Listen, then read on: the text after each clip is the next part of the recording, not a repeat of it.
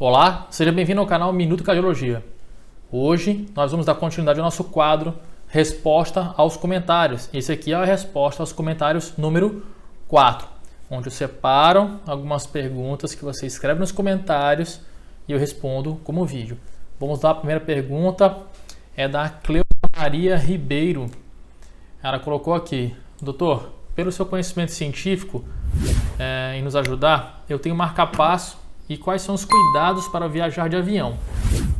Cleusa, os cuidados para você viajar de avião são bem tranquilos, tá? O importante é você ter feito a revisão do seu marca-passo com o seu arritmologista para ver se não está próximo da bateria já descarregar, né? Se você não está fazendo nenhum tipo de arritmia, não está realmente nada desorganizado, né? Ou seja, tem que estar em dia com o teu arritmologista e você tem que avisar lá no aeroporto que você não pode passar pelaquela verificação de metais. Você vai explicar para eles que você tem um marca-passo, porque aquela parte de verificação de metal, ou até aquela que você passa na porta, ele pode desconfigurar o seu marca-passo, tá bom? Então pode acabar resetando ele.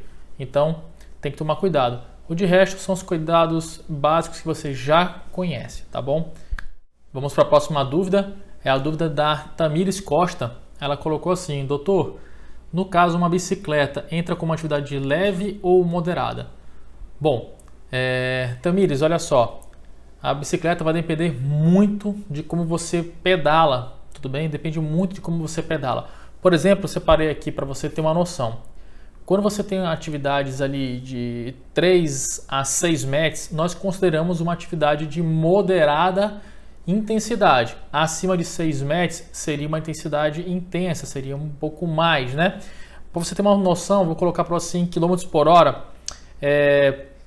Uma atividade intensa de bicicleta seria você andar mais do que 16 km por hora, tá? Então menos do que 16 km por hora seria ali considerado uma atividade de intensidade moderada, só você ter um pouco mais de noção, tá? Então muda muito. Se você vai só passear com ela, tranquilo, bem de levezinho, vira como leve, tá? Tenta pensar nesses números aí, tá bom? Vamos para a próxima pergunta. Também da Tamires Costa. Ela colocou doutor, com a febre reumática que altera as válvulas, o volume do coração aumenta. Nesse caso, tem possibilidade de voltar? Bom, olha só. No caso da febre reumática, quando ele atinge o coração já fica crescido, já aumenta de tamanho, geralmente tende a ser irreversível. Por causa da cronicidade do problema, o coração já fez o remodelamento, fica bem mais difícil voltar totalmente ao normal. Ele tem algum retorno? Tem. Tem alguma melhora? Tem sim. Mas voltar totalmente a estaca zero é realmente bem difícil. Existem alguns pacientes que conseguem retornar sim, mas eu confesso que é muito difícil, porque depois que o coração fez um remodelamento muito antigo, bem demorado, né, é muito difícil ele voltar. Então você perde aquele tempo lá de consertar e realmente fica bem mais difícil. Mas nada é impossível, tem que ver cada caso, tá bom? Vamos para a próxima pergunta, da Isabelle Moreira. Ela colocou: doutor, a minha médica passou rosuvastatina cáustica de 20 mg. Meu colesterol total deu 232 e o LDL deu 145. Pediu para eu tomar por 6 meses. Está certo isso?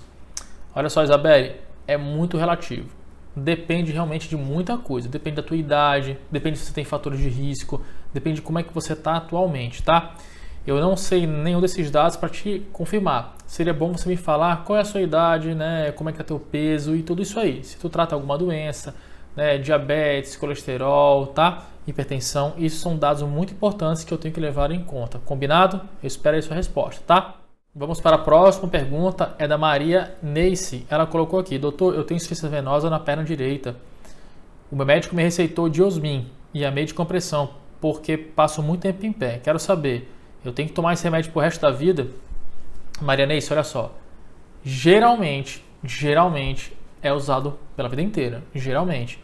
Mas como todo caso é um caso, como eu falei na pergunta anterior, eu não sei como é que você está hoje. Mas geralmente essa insuficiência venosa ela tem algumas relações, como por exemplo, obesidade. Aí às vezes você resolvendo a obesidade, você já trata essa perna e provavelmente pode tirar a medicação, tá? Então depende muito da tua causa de insuficiência venosa. Se foi por envelhecimento, então tem muita coisa para decidir. Aí nesse caso de envelhecimento, geralmente a gente usa pelo resto da vida, tá? Mas cada caso é um caso. Tem que afastar isso aí, tem que ver como é que tá a tua situação hoje.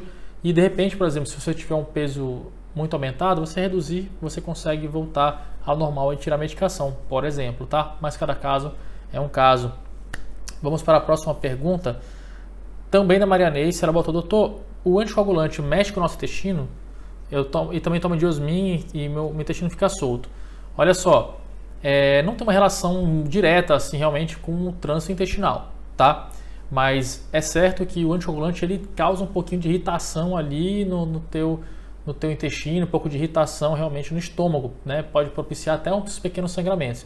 Pensando dessa forma indireta, poderia afetar sim, mas não nessa monta aí, tá bom? Não tem uma relação direta, não quer dizer que você vai iniciar o remédio e já começa a dar intestino solto, não, tá?